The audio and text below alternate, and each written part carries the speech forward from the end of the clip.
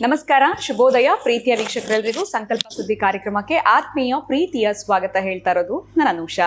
ಮೊದಲನೇ ಬಾರಿ ನಮ್ಮ ಚಾನಲ್ ವೀಕ್ಷಿಸ್ತಿದ್ದೀರಾ ಅಂತಂದ್ರೆ ಈಗಲೇ ನಮ್ಮ ಚಾನಲ್ನ ಸಬ್ಸ್ಕ್ರೈಬ್ ಮಾಡಿ, ನಮ್ಮ ವಿಡಿಯೋಸ್ನ ಲೈಕ್ ಮಾಡಿ.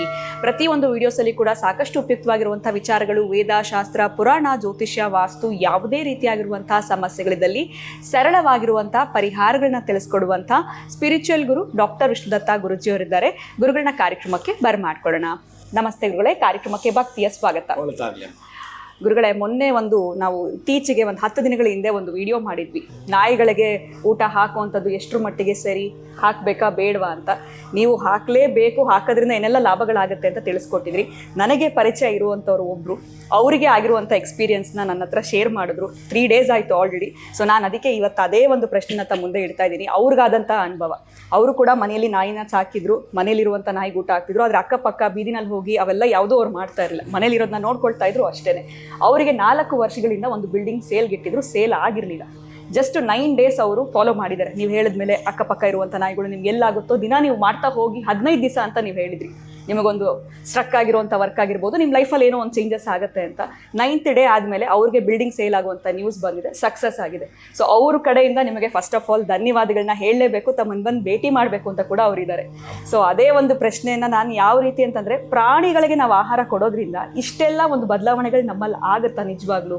ಈ ರೀತಿ ಸಕ್ಸಸ್ ಅನ್ನುವಂಥದ್ದು ಕಾಣುತ್ತಾ? ಸೊ ಅವರಂತೂ ಸ್ಟಾಪೇ ಮಾಡಿದ್ರೆ ಇದನ್ನು ಕಂಟಿನ್ಯೂ ಮಾಡ್ತೀನಿ, ಅದರ ಜೊತೆಯಲ್ಲಿ ಅವರು ಕಾಲಭೈರವನಿಗೆ ಹರಕೆ ಕೂಡ ಮಾಡ್ಕೊಂಡಿದ್ದೀನಿ ಅಂತ ಹೇಳಿದ್ರು. ಸೊ ಅವರು ಕೂಡ ವೆರಿ ಶಾರ್ಟ್ಲಿ ಬಂದು ತಮ್ಮನ್ನ ಭೇಟಿ ಮಾಡ್ತಾರೆ. ಸೊ ಪ್ರಾಣಿಗಳಿಗೆ ಮಾಡೋದು ಏನಿದಕ್ಕೆ ಜಾಸ್ತಿ ಹಣ ಖರ್ಚಿಲ್ಲ, ಇಷ್ಟು ಸಕ್ಸಸ್ ಹೆಂಗ್ ಸಾಧ್ಯ ಅಂತ ನನಗೊಂದು ರೀತಿ ಆಶ್ಚರ್ಯ ಆಗ್ತಿದೆ ಗುರುಗಳೇ. ಇದು ಹೆಂಗೆ ಸಾಧ್ಯ ಆಯಿತು?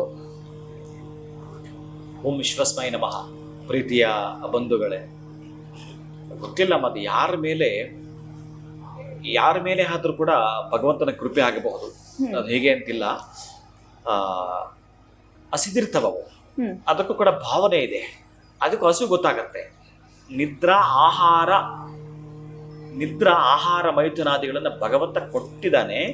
ಪ್ರತಿ ಪ್ರಾಣಿ ಪಕ್ಷಿಗಳು ಇದು ಇಟ್ಟಿದ್ದಾನೆ ಅಂದಮೇಲೆ ಅದಕ್ಕೂ ಅದರದೇ ಆಗಿರುವಂಥದ್ದು ಆ ದಿನದ ಅವಶ್ಯಕತೆ ಇದೆ. ನಾಳೆ ಏನು ಎತ್ತಿಟ್ಕೊಳ್ಳಲ್ಲ ಅದು. ಅದಕ್ಕೆ ನಾವೊಂದು ಪ್ರೀತಿಯಿಂದ ಮಾತಾಡಿಸೋಂಥದ್ದು ಒಂದಷ್ಟು ಹಾಕದ ಕಾಯ್ತಾ ಇರ್ತವೆ. ನಾವು ನೈವೇದ್ಯ ಮಾಡಿರೋ ತಗೊಂಡು ಇಡಬೇಕಾದ್ರೆ ಆ ಗರುಡುಗಳು ಪ್ಲಸ್ ಅದ್ರ ಜೊತೆಗೆ ಆ ಪಾರಿವಾಳಗಳು ಮತ್ತೆ ಕಾಗಳು ಬರ್ತಾವಲ್ಲ, ಆ ಸಂದರ್ಭಕ್ಕೆ ಸೌಂಡ್ ಮಾಡ್ತಿರ್ತವೆ. ಅದು ಅಭ್ಯಾಸ ಆಗಿದೆ, ಅದಕ್ಕಾಗಿ ಕಾಯ್ತಿರ್ತಾವ ಅವು. ನಾವೇನೋ ಒಂದು ಅಪೇಕ್ಷೆ ಇಟ್ಕೊಂಡು ಮಾಡೋದಲ್ಲ, ಖುಷಿಯಿಂದ ಮಾಡಿದಾಗ ಅದು ಕೊಡ್ತವೆ. ನೀವು ಅಪೇಕ್ಷೆ ಇಟ್ಕೊಂಡು ಮಾಡಿದ್ರೆ ಕೊಡ್ತವೆ. ಇಲ್ಲಿ ಏನು ಅಂದರೆ, ನೀವು ಈ ಪ್ರಶ್ನೆ ಮಾಡಿದಾಗ ಈ ತಿರುವಣ್ಣಾಮಲೈ ಆಶ್ರಮದಲ್ಲಿ ರಮಣ ಮಹರ್ಷಿಗಳು ಅಂತ ಇದ್ದರು. ಆ ರಮಣ ಮಹರ್ಷಿಗಳು ಇದ್ದಾಗ ಅವರ ಆಶ್ರಮದಲ್ಲಿ ಏಜ್ ಆಗಿದೆ ಮೊದಲೇ. ಅಪ್ಪ ಎಲ್ಲೋ ಒಂದು ಕಡೆ ಕೂತ್ಬಿರ್ತಾರೆ, ಒಂದೇ ಧ್ಯಾನ ಇಷ್ಟೇ ಕೂತಿರ್ತಾರೆ.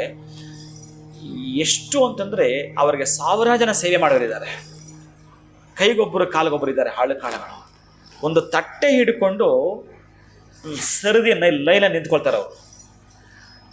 ಬೇಡ ನಾವು ಬಡಿಸ್ತೀವಿ ಅಂದರೆ ಒಪ್ಪಲ್ಲ ಅದಕ್ಕೆ. ನಂತರ ಅವರು ಎಲ್ರಿಗೂ ಹಾಕಿದಾಗೆ ಹಾಕ್ತಾರೆ. ಒಂದಷ್ಟು 1-2 ವಡೆ ಜಾಸ್ತಿ ಹಾಕ್ತಾರೆ.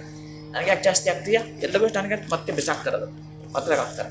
ಅಷ್ಟು ಪ್ರಮಾಣವಾಗಿ, ಅಷ್ಟು ಪರಿಶುದ್ಧ ಆತ್ಮದಾಗಿ ಬದುಕಿದಾಗ ಗೊತ್ತಿಲ್ಲ, ಒಂದು ಡಿವೈನ್ ಫೀಲ್. ನಾವು ಹೊರಟಾಗ ಬಹುಶಃ ಭಗವಂತ ಏನೋ ಒಂದು ದಿಶಕ್ತಿಯನ್ನು ಕರುಣಿಸಿಬಿಡ್ತಾನೆ ಕೆಲಸಗಳಾಗಬೇಕಾದ್ರೆ. ಅವರ ಆಶ್ರಮದ ಒಂದು ನಾಯಿ ಇತ್ತು. ಆ ನಾಯಿ ಹೇಗಿತ್ತು ಅಂತಂದ್ರೆ, ಈ ಗಜ್ಜಿ ನಾಯಿ ಅಂತ ಕೇಳಿದ್ದೀರಾ? ಆ ಗಜ್ಜಿ ನಾಯಿ ಅಂದ್ರೆ ಅದು ದೇಹದಲ್ಲೆಲ್ಲ ಗಾಯಗಳಾಗಿ ರಕ್ತಸ್ರಾವ ಆಗ್ತಾ ಇತ್ತು. ಅವ್ರ ಹತ್ರ ಬಂದ ಸಾಕು ಎಲ್ಲರೂ ಓಡಿಸ್ತಾರೆ ಅದನ್ನು. ಅದು ಯಾವಾಗಲೂ ಅವ್ರ ಹತ್ರನೇ ಇರ್ತಾ ಇತ್ತು. ಒಂದು ದಿನ ರಾತ್ರಿ ಆ ರಮಣ ಮಹರ್ಷಿಗಳು ಆಚೆ ಹೋಗಬೇಕು ಅಂತೇಳಿ ಆ ಶಿಷ್ಯನ ಎಬ್ಬಿಸ್ತಾರೆ. ನಾನು ಬಹಿರ್ದೇಶಕ್ಕೆ ಹೋಗಬೇಕು ಅಂತ ಹೇಳಿದಾಗ ಬಾಗಲ್ ತೆಗಿತಾರೆ, ಆಚೆ ಹೋಗ್ತಾರೆ. ಅವ್ರು ಆಚೆ ಹೋಗ್ತಿರ್ಬೇಕಾದ್ರೆ ಇವ್ರನ್ನ ಹಿಂಬಾಲಿಸ್ತಾರೆ. ನೀ ಅಲ್ಲೇ ನಿಂತ್ಕೊ ಅಂತಾರೆ. ಇವರು ಮುಂದಕ್ಕೆ ಹೋಗ್ತಾರೆ. ಮುಂದಕ್ಕೆ ಹೋದ್ಮೇಲೆ ಅಲ್ಲಿ ಸ್ವಲ್ಪ ಹೊತ್ತು ಕುಳಿತುಕೊಳ್ತಾರೆ. ಆ ಗಜ್ಜಿನ ಇತ್ತಲ್ಲ, ಸುಮಾರು ರಾತ್ರಿ ಆಗಿರುತ್ತೆ, ಅದು ಬಂದೆಲ್ಲ ಪೂರ್ತಿ ಅವರ ದೇಹ ನೆಕ್ತಾ ಇರುತ್ತೆ, ತುಂಬ ನೆಕ್ಕತ್ತೆ. ಅಷ್ಟು ರಾತ್ರಿಯಲ್ಲಿ ಏನು ಸೌಂಡ್ ಇರಲ್ವಲ್ಲ, ಆ ನಾಯಿ ಇವರ ದೇಹವನ್ನು ನೆಕ್ತಾ ಇರತಕ್ಕಂತಹದ್ದು ಜೊತೆಗೆ ಇವರು ಮಾತಾಡ್ತಾ ಇದ್ದಾರೆ. ಆಯ್ತಾ, ನಿಂಗೆ ತುಂಬ ತೃಪ್ತಿ ಆಯ್ತಾ, ನಿನ್ ಸಂತೋಷ ಆಯ್ತಾ ಅಂತ ಈ ರಮಣ ಮಹರ್ಷಿ ಹೇಳ್ತಾ ಇದ್ದಾರೆ. ಆಗ ಹೇಳ್ತಾ ಇರ್ಬೇಕಾದ್ರೆ ಅವ್ನು ಕೇಳಿಸುತ್ತೆ, ಏನಿದು, ಯಾರ ಜೊತೆ ಮಾತಾಡ್ತಾ ಇದ್ದಾರೆ ಇವರು ಅಂತ ಅವನಿಗನ್ಸುತ್ತೆ. ಆಮೇಲೆ ಅವ್ರ ಪಾಡಿಗೆ ಅವ್ರು ಬಂದುಬಿಡ್ತಾರೆ. ಅಷ್ಟು ಮಾಡಿ ಆದ್ಮೇಲೆ ಬಂದು ಮಲಗ್ತಾರೆ. ಮತ್ತೆ ಬೆಳಗ್ಗೆ ಎದ್ದು ನೋಡಿದ್ರೆ ಅದು ಆಶ್ರಮದ ಮುಂದುಗಡೆ ಬಂದು ಬಿದ್ದು ಸತ್ತೋಗಿರುತ್ತೆ. ಅಂದ್ರೆ ಅಲ್ಲಿಗೆ ಅದಕ್ಕೂ ಮತ್ತೆ ಅವ್ರಿಗೊಂದು ಅವಿನಾಭಾವ ಸಂಬಂಧ ಇತ್ತು. ಅದೇನೋ ಒಂದು ಸೇವೆ ಅಥವಾ ಹೇಗಿತ್ತೋ ಗೊತ್ತಿಲ್ಲ. ಅವರು ಮತ್ತೆ ಕಣ್ಣು ಮುಚ್ಚಿ 1-2 ನಿಮಿಷ ಯೋಚನೆ ಮಾಡ್ತಾರೆ. ಓಹೋ ಹೌದಾ, ಸರಿ ಬಿಡು, ಒಳ್ಳೆ ಜಾಗ ಸೇರಿದ್ಯಾ, ಅಬ್ಬಾ ತೃಪ್ತಿ ಆಗ್ಲಿ ನಿನಗೆ. ಅಂದ್ರೆ ಈ ನಾಯಿ ಜನ್ಮ ಎಷ್ಟು ಈ ಆಶ್ರಮದಲ್ಲಿ ಇದ್ದು ಅವರಿಗೆ ಏನು ಸೇವೆ ಮಾಡಬೇಕಾಗಿತ್ತು ಏನೋ ನೆಕ್ಕೋ ಮುಖಾಂತರ ಸಮಾಪ್ತಿಯಾಗಿ ಪಕ್ಕದ ಹಳ್ಳಿನಲ್ಲಿ ಒಬ್ಬಾತನಿಗೆ 8 ವರ್ಷಗಳಿಂದ ಮಕ್ಕಳಿಲ್ವಂತೆ. ಆ ದಂಪತಿಗಳಿಗೆ ಈ ನಾಯಿ ಪ್ರಾಣ ಹೋಗಿ ಇದರ ಆತ್ಮ ಅಲ್ಲಿ ಜನನ ಆಗ್ತಾ ಇದೆಯಂತೆ. ಇವ್ರಿಗೆ ಯೋಚನೆ ಆಗ್ಬಿಡ್ತು, ಓ ಸರಿ ಒಳ್ಳೇದಾಯ್ತು ಬಿಡು, ಪ್ರಾಣ ಹರಣ ಹಾಗಿದ್ದು ಒಳ್ಳೇದಾಯ್ತು ಬಿಡು ಅಂತೇಳಿ ಅವ್ರು ಅಂತಾರೆ. ನಾಯಿ ಬಗ್ಗೆ ಅಷ್ಟು ಅವ್ರ ಬಗ್ಗೆ ತಿಳ್ಕೊಂಡಿರ್ತಾರೆ. ಅದು ಗಜ್ಜಿ ಅಂತೆ ಮತ್ತೊಂದು ಏನಂತ ಏನು ಅವ್ರ ಭಾವನೆಗೆ ಬರಲ್ಲ. ಅದು ನೆಕ್ಕಸೋ ತನಕ ಇದ್ದು ಮತ್ತೆ ಬರ್ತಾರೆ. ಅವ್ರಿಗೆ ಗೊತ್ತಿತ್ತು ಮೊದಲೇ ಇದು ಇಲ್ಲಿಗೆ ಸಮಾಪ್ತಿ ಆಗುತ್ತಂತ.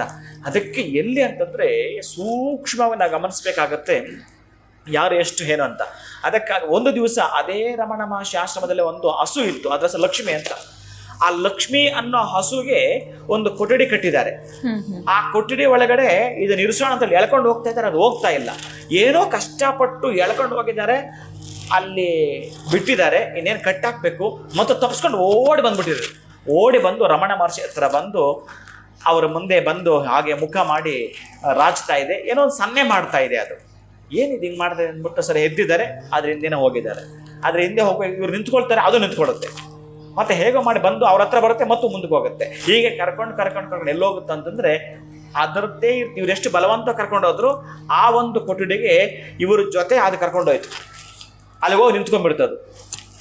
ಏನಾದ್ರ ಅರ್ಥ ಅಂದ್ರೆ ನನಗೆ ಒಂದು ಮನೆ ಕಟ್ಟಿದ್ದಾರೆ, ನನಗೊಂದು ಮನೆ ಕಟ್ಟಿದ್ದಾರೆ, ಆ ಮನೆ ಗೃಹ ಪ್ರವೇಶ ನೀನು ಮಾಡಿ ಬಾ ಅಂತ ಹೇಳಿ ಆ ಹಸು ಇವ್ರನ್ನ ಕರ್ಕೊಂಡು ಹೋಗಿದ್ದು. ನಾವು ಗೃಹ ಪ್ರವೇಶ ಮಾಡಿದ್ರೆ ಹಸುನ ಕರ್ಕೊಂಡು ಹೋಗ್ತೀವಿ. ಆ ಹಸು ಬಂದು ರಮಣ ಮಹರ್ಷಿ ಬಂದು ಕರ್ಕೊಂಡು ಹೋಯ್ತು. ಇದು ತದಾತ್ಮ್ಯ, ಇದು ಲೀಲೆಗಳು. ಇದು ಭಗವಂತನ ಲೀಲಾಮಾನಸಿ ವಿಗ್ರಹಕ್ಕಾಗಲಿ ಅಥವಾ ಲೀಲಾಮಾನಸ ಶಕ್ತಿಗಳಿಗೆ ಇರ್ತಕ್ಕಂಥ ಶಕ್ತಿ ಇದು. ಅದಕ್ಕಾಗಿ ಆ ಪ್ರಾಣಿಗಳಿಗೆ ಇವೆಲ್ಲ ಗೊತ್ತಾಗ್ತವೆ.